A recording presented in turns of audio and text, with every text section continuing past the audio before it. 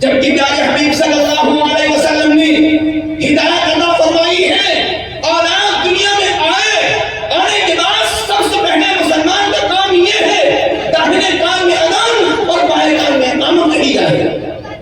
مسلمانوں، کبھی آپ نے اس بات پر غور کیا کہ پیارے نبی صلی اللہ علیہ وسلم نے یہ اذان اور اقامت کا عمل کیوں کروایا ہے اور اس کو سنت کیوں قرار دیا جا رہا ہے؟ اگر امت مسلمہ اس اذان اور اقامت کے راز کو سمجھ لیتی تو پھر وہ مرتے دم تک اپنی اولاد کے ساتھ وہ معاملات قطع نہ کرتی جو معاملات شریعت اور اسلام کے خلاف ہیں۔ اولاد دنیا میں آتی ہے، آنے کے بعد بعض گھرانے ایسے ہوتے ہیں جب بچہ یا بچی پیدا ہوتی ہے تو اس کے پیدائش کے چھٹے دن ایسے بڑے بڑے گناہ کے کام کیے جاتے ہیں، اس مالک کو ناراض کیا جاتا ہے جس مالک نے اپنی قدرت سے بیٹے اور بیٹی دولہا اور دلہن کے ملنے کے بعد جو اولاد کی نعمت عطا فرمائی اس مالک کو بھول کر کے اس کے مالک کے ناراضگی والے کام کیے جاتے ہیں اور گناہ کے کام کیے جاتے ہیں۔ چھٹے دن ڈی جے چل رہا ہے، ڈانس ہو رہا ہے، ناچ گانے ہو رہے ہیں، فلمیں چل رہی ہیں۔ میرے مسلمان بھائیوں ذرا غور کرو، اللہ نے اپنی قدرت سے اولاد عطا فرمائی تھی، اس نے دیا ہے تم کو، تو کیا اس نعمت کے ملنے کا حق یہ ہے کہ اس مالک کو ناراض کیا جائے؟ نبی کریم صلی اللہ علیہ وسلم نے فرمایا 7ویں دن عقیقہ کرو، یہ عقیقہ بچے کی طرف سے جانور صدقہ ہے، آفتوں اور بلاؤں کی دور کرنے کا ذریعہ ہے۔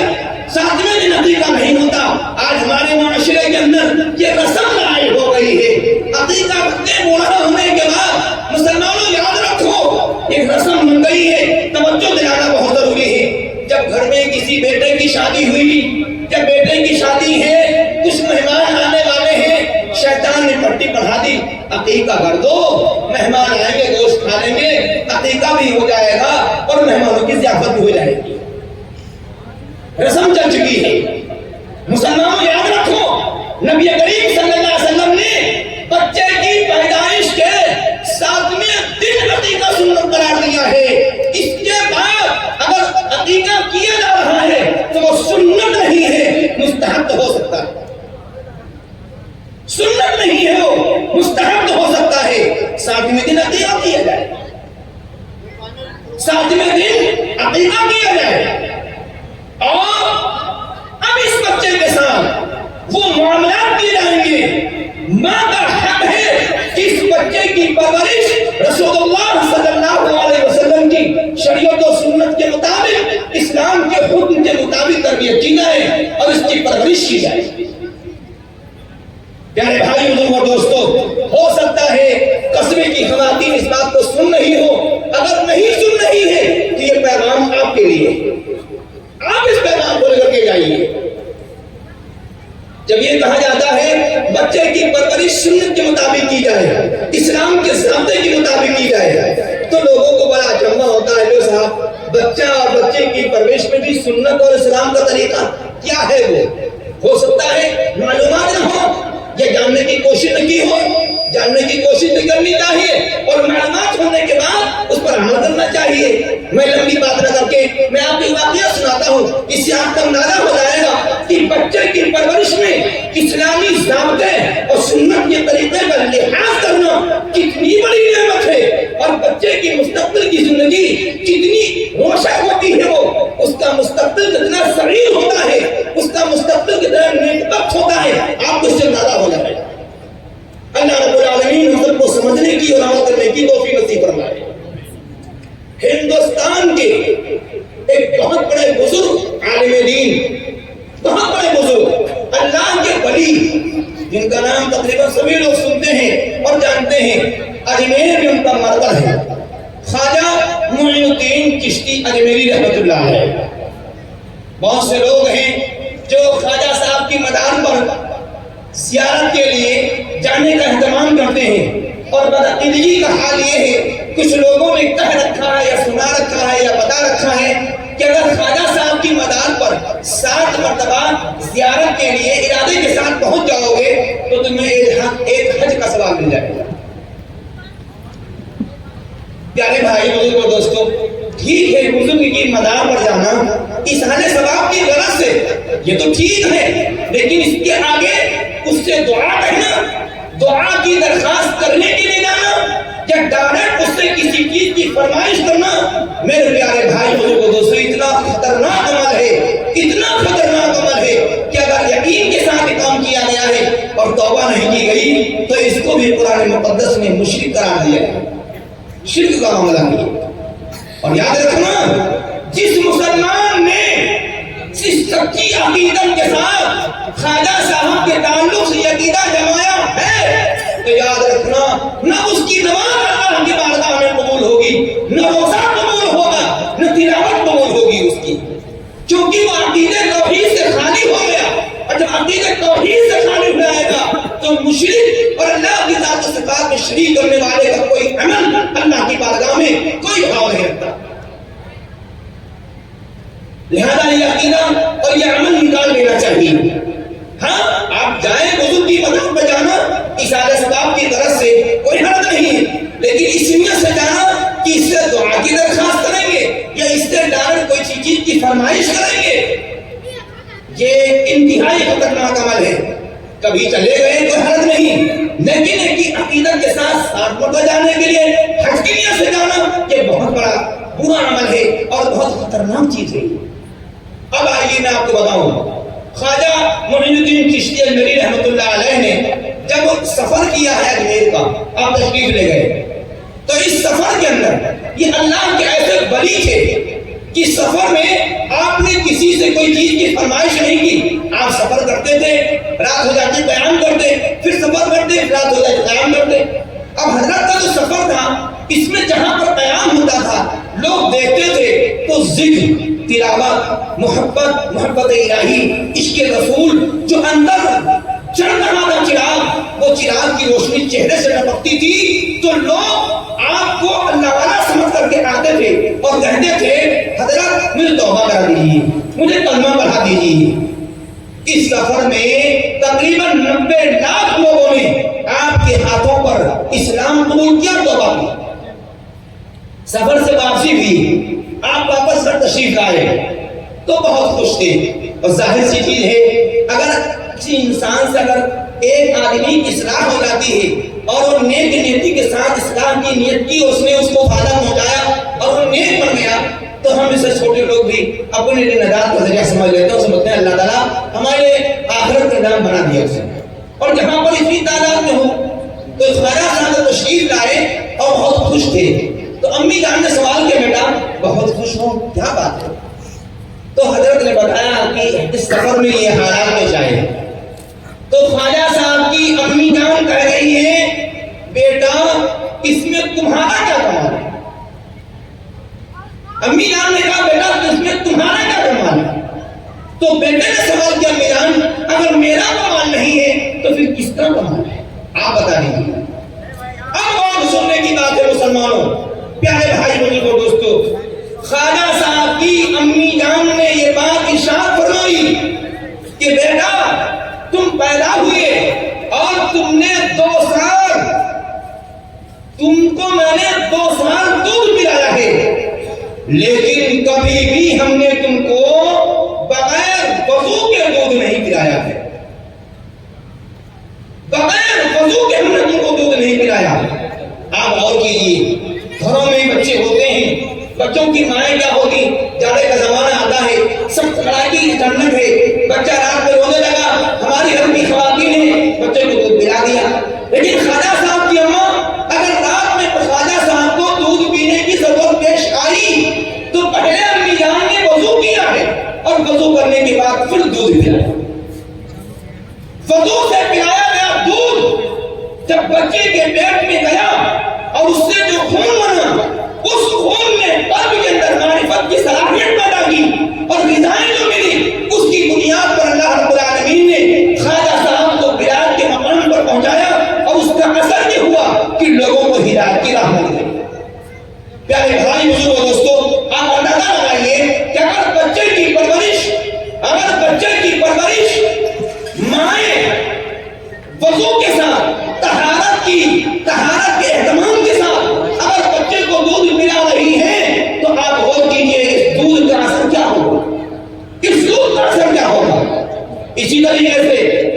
خطیب الامت مجدد ملت مولانا شاہ اشرف علی صاحب تھانوی نور اللہ مرکزہ نے ایک واقعہ درج کیا ہے. فرمایا ایک صاحب تھے جو سفر میں تشریف لے گئے اور ان کی بیوی امی سے تھی. جب وہ واپس آئے تو بچہ پیدا ہو چکا تھا, بڑا ہو چکا تھا, چلنے والا ہو چکا تھا. وہ آئے, ایک دن بازار جا رہے تھے, بچے کی انگلی پکڑ لی اور لے کر کے بازار جانے لگی. جب بازار میں داخل ہوئے تو بازار میں داخل ہوتے ہی ایک شخص بیل کا ٹوکرا رکھے ہوئے فروخت کر رہا تھا. یہ بچے کا ایک ہاتھ باپ کے ہاتھ میں تھا, دوسرا ہاتھ خالی تھا. باپ نے ہاتھ پکڑ کے آگے قدم بڑھایا تو پیچھے سے بچے نے بائیں ہاتھ سے دوسرے ہاتھ سے اس بیل کے ٹوکرے سے بیل اٹھا لی. اللہ کا بندہ نیک تھا, اس کے اندر دینداری تھی. وہ نہ ہوا کہ لے کے چلا گیا ہو, فوراً اسی جگہ سے واپس اپنے گھر کو آیا. ہم آپ ہوتے تو کیا کرتے, ارے بچہ ہے لے لیا تو کیا ہوگا, لیکن نہیں, فوراً واپس آیا اور گھر آ کر کے اہلیہ سے معلوم کرنا شروع کیا کہ یہ بتاؤ کہ یہ بچے نے بازار میں بیل کے ٹوکرے سے بغیر پوچھے بیل کیوں اٹھائی. آپ کو بھی تعجب ہوگا کہ سب چھوٹی موٹی بات ہے اور جبر کیا جا رہا ہے بیل کے اوپر, لیکن نہیں, یہ بتانا چاہتا ہوں میں کہ اولاد اللہ کی نعمت ہونے کے ساتھ ساتھ امانت ہے. اس امانت کے ساتھ کہاں کہاں خیانتیں ہوتی ہیں, ہم ان خیانت. السلام علیکم ورحمۃ اللہ وبرکاتہ.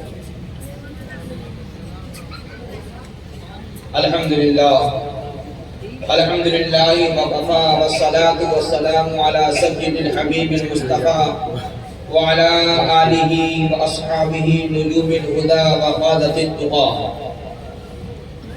رب اشرح لي صدري ويسر لي امري واحلل عقدة من لساني يفقهوا قولي. اما بعد, قال الله تبارك وتعالى اعوذ بالله من الشيطان الرجيم بسم الله الرحمن الرحيم.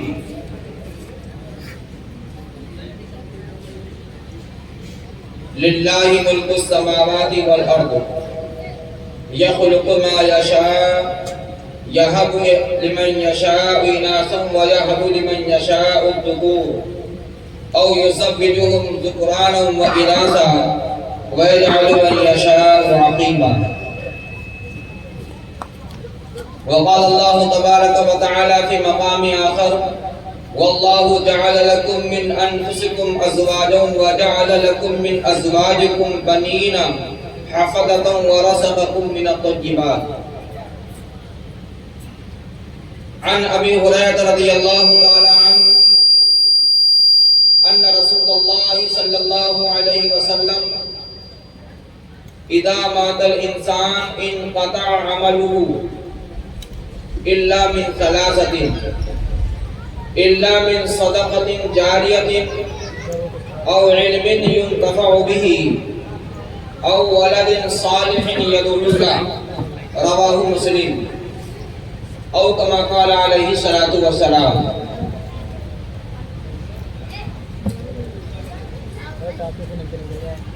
معزز علماء کرام و حفاظ اعظام, حضرات سامعین کرام, پیارے بھائی بزرگوں اور دوستوں, اللہ رب العالمین کا فضل, اس کا کرم کہ اللہ تعالیٰ نے ہم سب کو دین کی نسبت پر دین کی باتوں کے سنانے کے لیے اور سننے کے لیے اللہ نے ہم سب کو ایک جگہ جمع فرمایا ہے.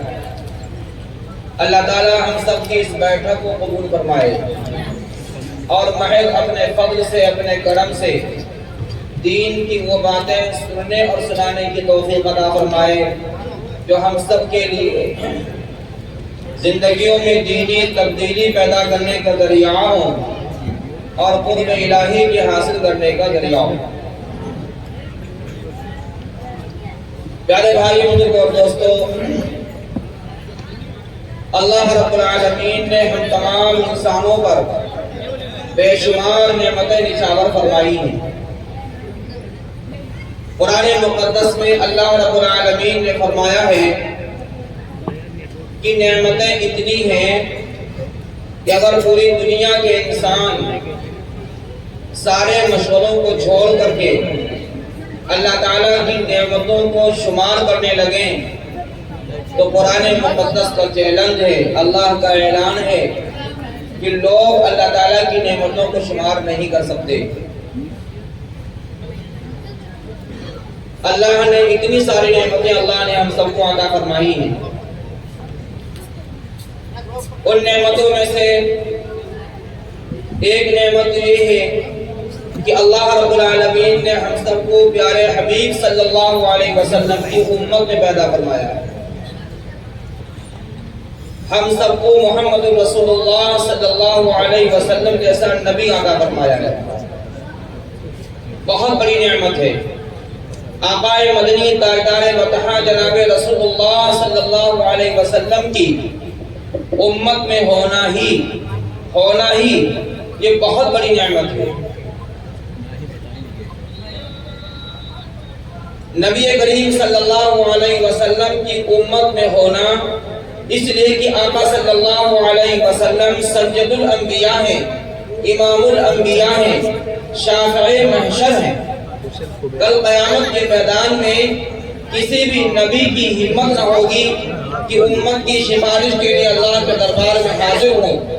پیغمبر علیہ السلام کو اللہ رب العالمین اجازت فرمائے گا اور آپ صلی اللہ علیہ وسلم اللہ کے حضور میں حاضر ہو کر کے گنہگار امت کی بخشش سفارش فرمائیں گے۔ یہ نعمت بہت بڑی نعمت ہے، اس کا تذکرہ کیا جائے تو کافی وقت چاہیے۔ دوسری نعمت جو میں آپ کے سامنے بتانا چاہتا ہوں وہ یہ ہے کہ اللہ رب العالمین نے ہم انسانوں کو جو اللہ نے اولاد کی نعمت عطا فرمائی ہے، یہ نعمت بھی اللہ کی بڑی نعمت ہے۔ آج امت کا معاشرہ اور مسلمانوں کے نزدیک، انسانوں کے نزدیک اولاد کو نعمت سمجھتے ہیں، جبکہ اللہ رب العالمین نے یہ نعمت دی ہے۔ اس نعمت کے ساتھ ساتھ اللہ نے اس کو امانت بھی فرمایا ہے۔ اولاد کی نعمت، اس نعمت کے سمجھنے کے لیے پیارے بھائی بہنوں اور دوستوں غور کرو کہ اللہ نے اسی لیے زمین پر بہت سارے لوگ ایسے پیدا فرمائے ہیں جو زندگی گزر گئی لیکن ان کی گود اولاد سے پر نہ ہوئی۔ اللہ کا نظام ہے، اللہ جس کو چاہتا ہے اولاد کی نعمت، پوتوں کی نعمت اور نوازوں کی نعمت عطا فرماتا ہے۔ بیٹیوں کی نعمت، پوتیوں کی نعمت اور نواسیوں کی نعمت سے نوازتا ہے۔ اللہ رب العالمین نے قرآن پاک میں ارشاد فرمایا ہے، للہ ملک السماوات والارض یخلق ما یشاء یہب لمن یشاء اناثا ویہب لمن یشاء الذکور۔ خالق کائنات جس کو چاہتا اولاد دیتا ہے۔ اب اولاد بھی یہ ہے، اللہ رب العالمین جو ہے کبھی کسی کو لڑکے عطا فرما دیتا ہے، انہیں لڑکیاں نہیں ملتی ہیں۔ کچھ لوگ ایسے ہیں کہ اللہ کا نظام ہے کہ اللہ نے ان کو صرف لڑکیاں ہی عطا فرمائی ہیں، لڑکے نہیں ہیں۔ کچھ لوگ ایسے ہیں جن کو اللہ رب العالمین نے نہ لڑکے کی نعمت عطا فرمائی اور نہ لڑکی کی نعمت عطا فرمائی۔ ہمارے معاشرے کے اندر تقدیر والے ایمان کے مسئلے کے اندر ہم ایمان والوں کے یہاں یہ بہت بڑی کمی پائی جاتی ہے۔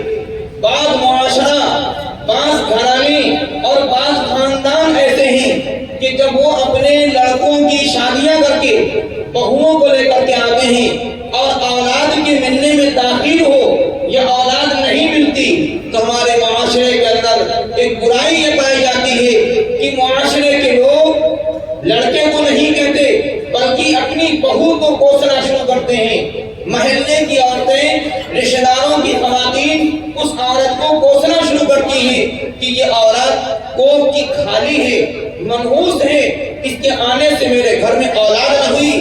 میرے پیارے بھائی بزرگوں دوستو، اولاد کا ہونا اور نہ ہونا نہ کسی مرد کی ہی طاقت کے اندر ہے، نہ اختیار کے اندر ہے اور نہ تو کسی عورت کی اختیار کے اندر ہے۔ خالق کائنات جناب رسول کے پیغمبر جناب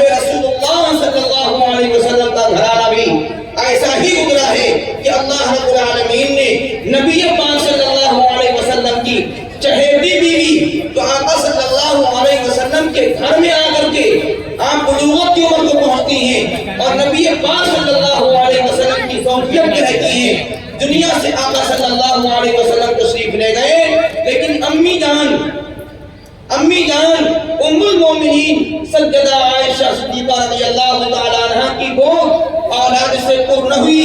مسلمانوں ذرا غور کرو، اگر اولاد کا نہ ہونا منحوس ہوتا تو نعوذ باللہ ثم نعوذ باللہ، نعوذ باللہ ثم نعوذ باللہ.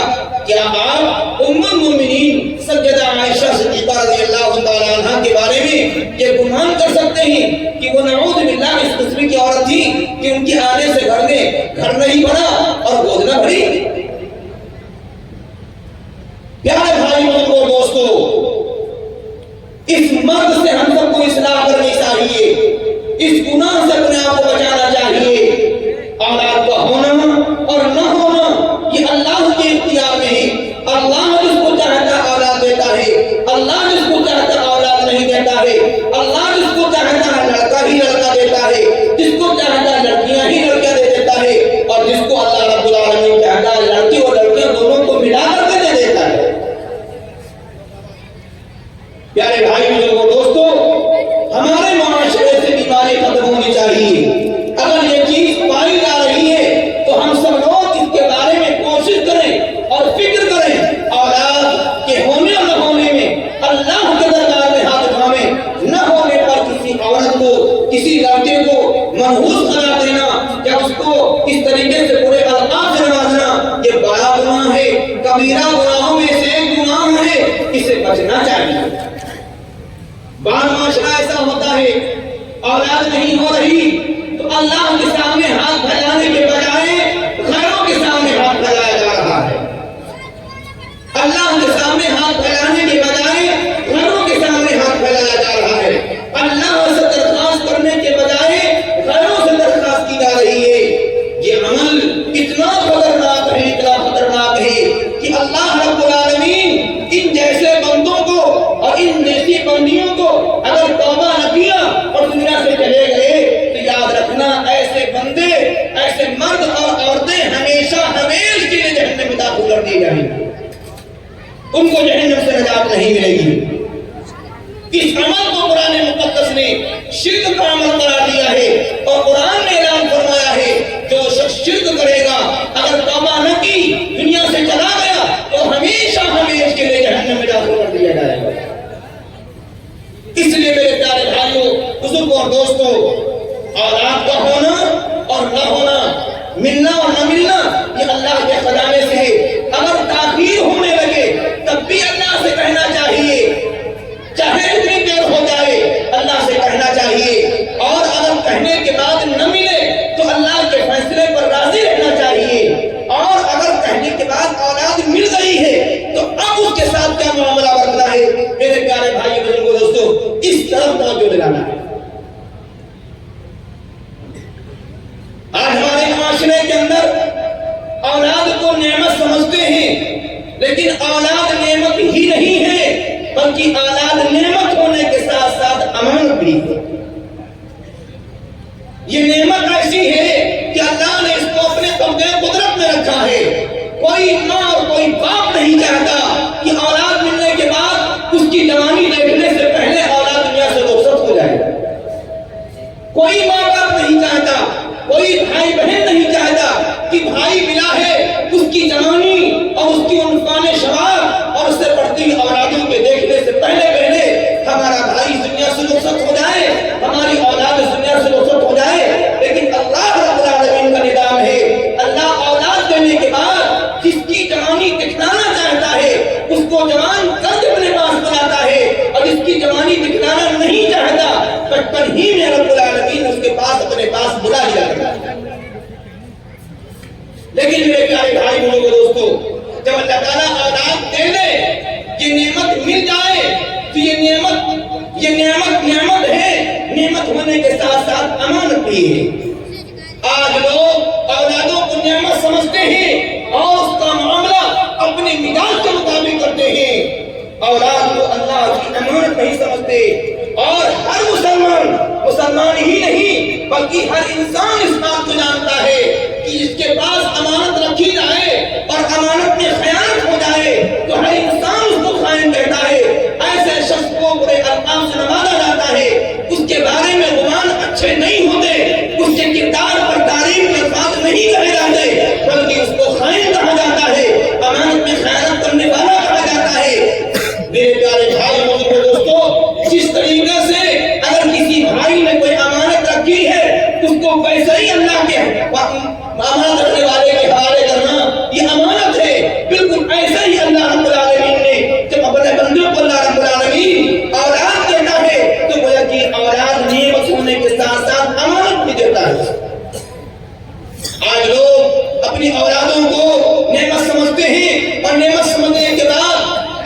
مزاج کے مطابق اولاد کے ساتھ پردہ بنا، اپنے مزاج کے ساتھ۔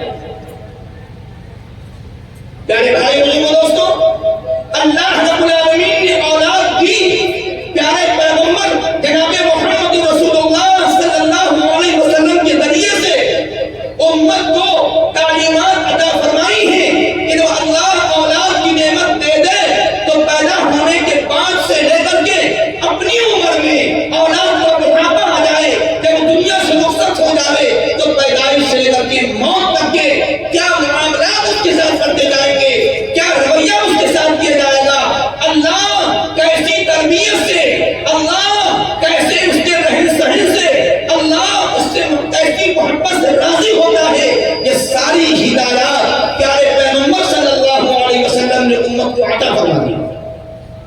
اللہ نے محمد رسول اللہ صلی اللہ علیہ وسلم کو نبینا اولاد تو نہیں عطا فرمائی، ملی تھی لیکن بچپن ہی میں اللہ نے لے لی، لیکن اللہ نے نمازوں کی نعمت کو عطا فرمائی، اور نمازوں کی زندگی کو آقا صلی اللہ علیہ وسلم نے ان کے ساتھ جو معاملہ کرتا ہے، میرے پیارے بھائی بزرگوں دوستوں، پوری امت کے لیے وہ مشعل راہ ہے اور نمونہ ہدایت ہے۔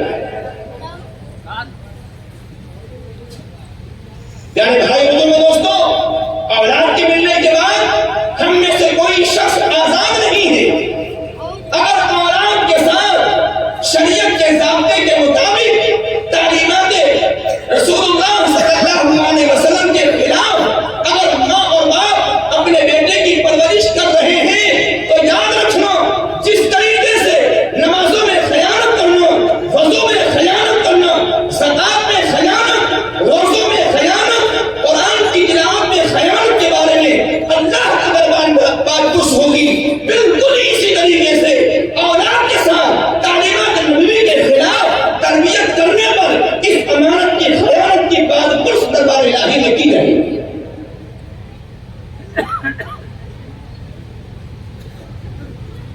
آج لوگ اپنی اولادوں کو اس مزاج سے ان کی تربیت اور اس مزاج سے ان کی پرورش کرتے ہیں، بیٹا جو کہے وہ ہونا چاہیے۔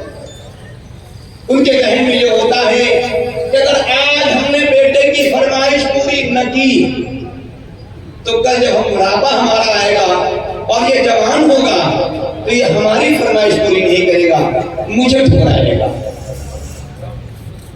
اس بنیاد پر آج کے معاشرے کے اندر لڑکیوں کے ساتھ اور لڑکوں کے ساتھ وہ سارے معاملات کیے جا رہے ہیں جن سے اللہ بھی ناراض ہے، پیغمبر بھی ناراض ہے، اور اس کی بنیاد پر یہ چیز اس کے لیے وبال جان بن جائے گی،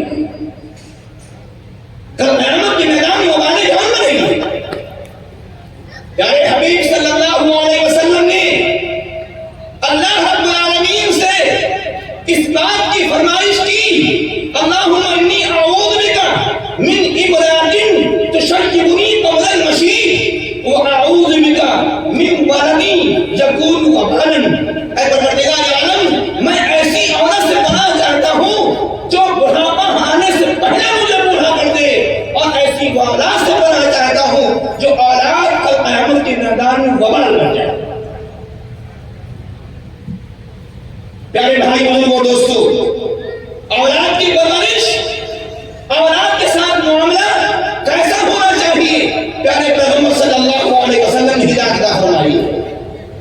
آج کا معاشرہ ہے، جب بہو آئی اللہ نے اولاد عطا فرمائی، اولاد کے آنے کے بعد جب تک آئی نہیں تھی امیدیں لگائے ہوئے تھے۔ بعض لوگ ایسے ہوتے ہیں اولاد ملنے میں تاخیر ہوگی تو ایسی نازیبا مشرکانہ منتیں مان لیتے ہیں، جن کے ماننے کے بعد ان کو پورا کرنے کے بعد انسان شرک کی تحریف پر پہنچ جاتا ہے، اور جب اولاد مل گئی، اولاد آ گئی تو اب اپنے مزاج سے اس کے ساتھ برتاوا کیا جا رہا ہے، اپنے مزاج کے مطابق برتاوا کیا جا رہا ہے۔